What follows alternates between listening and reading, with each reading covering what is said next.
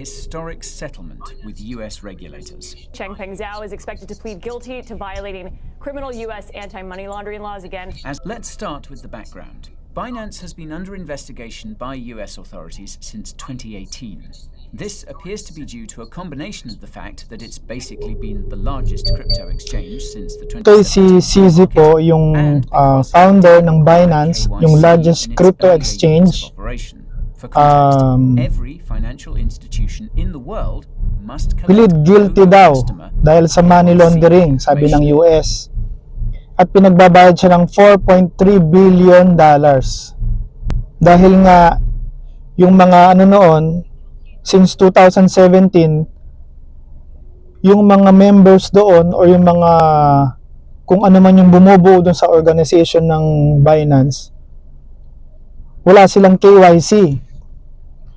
Yun yung tinatawag na know your customer.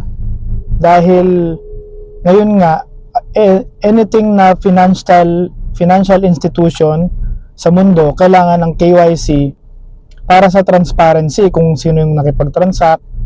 Kaya kailangan ito kahit sa mga, lalo na sa mga crypto ngayon.